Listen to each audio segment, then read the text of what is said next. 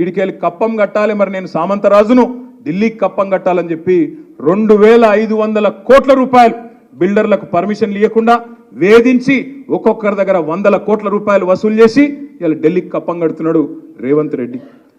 మొత్తం ఇసుక దందా మంత్రులు, రైస్ మిల్లర్లను బెదిరించుడు, క్రషర్లను పిలిచి బెదిరించుడు, మళ్ళీ ఇవన్నీ బయటికి రాకుండా చేసేందుకు ఏం చేయాలి? 6 గ్యారంటీలు పక్కకు పోయినాయి, ఇప్పుడు 6 గారడీలు మోపోయినాయి. 6 గారడీలు అంటే ఏంటి? ఒకటేమో కాళేశ్వరం స్కామ్ అని చెప్పి యూట్యూబ్లో ఆన్లైన్లో ఒకటి రాయాలి, ఇంకో దిక్కు బర్ల స్కామ్, ఇంకో దిక్కు గొర్రెల స్కామ్, ఇంకో దిక్కు ఫోన్ ట్యాపింగ్, ఇదట అంటే అదట, అదట అంటే ఇదట, వీళ్ళ ఫోన్ ట్యాప్ అయిందంటే వాళ్ళ ఫోన్ ట్యాప్ అయిందట. నిన్న చూసిన దగ్గర నేను 10 లక్షల ఫోన్లు ట్యాప్ చేసిండు కేసీఆర్. చేస్తే గీస్తే ఒకడో ఇద్దరో లుచ్చగాళ్ళ ఫోన్లు ట్యాప్ చేసి ఉండొచ్చు, నాకెమెరిక కానీ చేస్తే చేసి ఉండొచ్చు, దొంగల లంగలి, ఎందుకంటే పోలీసుల పనేది.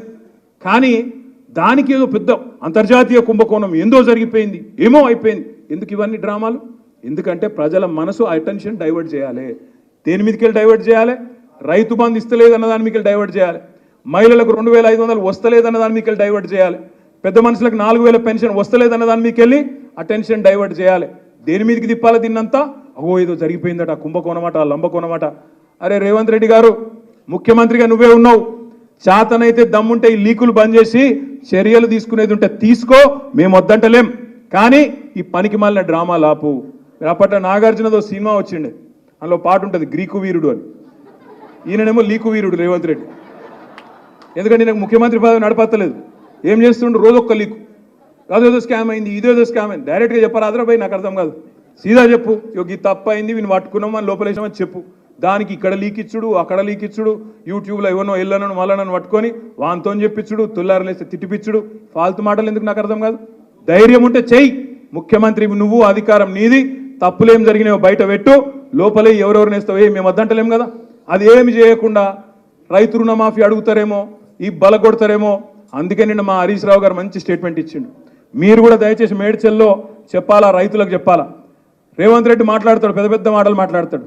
రైతులకు ఒకటే మాట నేను విజ్ఞప్తి చేస్తున్నా, మేడ్చల్ కానీ ఇంకో దగ్గర కానీ, 2 లక్షల రుణమాఫీ జరిగిన వాళ్ళందరూ కాంగ్రెస్ కోటైంది, మిగతా వాళ్ళందరూ మా కోటైంది. ఆయన చెప్పినట్టు నిజంగా 2 లక్షల రుణమాఫీ చేసింటే వాళ్ళందరూ కాంగ్రెస్ కోటేయండి, మిగతా వాళ్ళు మాకు ఓటేయండి, బీఆర్ఎస్ కోటేయండి. అందుకే నేను మిమ్మల్ని ప్రార్థించేది, కోరేది, సమయం ఉంది, ఇంకో 45-50 రోజుల టైం ఉంది. ఎక్కడోళ్ళం అక్కడ మన పోలింగ్ బూత్లో, ఎన్ని బూత్లేమి 3000 ఉంటాయి, ఇంకెక్కువ ఉంటాయి, 3000 కాదు ఎన్ని పోలింగ్ బూత్లు? 3100 పోలింగ్ బూత్లు ఉన్నాయి. భారతదేశంలోనే అతిపెద్ద నియోజకవర్గం మరి మన నియోజకవర్గం, పార్లమెంట్ నియోజకవర్గం.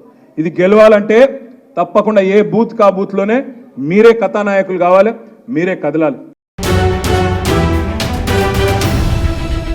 ఎన్నో సంవత్సరాలుగా మీరు రాజకీయాల్లో ఉండి ఉంటారు. ఎన్నో కష్ట నష్టాలు కోర్చి ప్రజల్లో నిలబడి ఉంటారు. సామాన్య ప్రజలకి కొండంత అండగా ధైర్యాన్ని ఇచ్చుంటారు. నిజమైన ప్రజానాయకుడిగా ఉండవలసిన మీరు సామాన్యుడిగానే ఉండిపోయారా? ఒక ప్రజానాయకుడిగా త్వరగా ఎదగాలనుకుంటే S4 టీవీ న్యూస్తో కలిసి నడవండి, కలిసి గెలవండి. ఆసక్తి గలవారు సంప్రదించాల్సిన phone number 9100009277. Email address s4tvnews@gmail.com.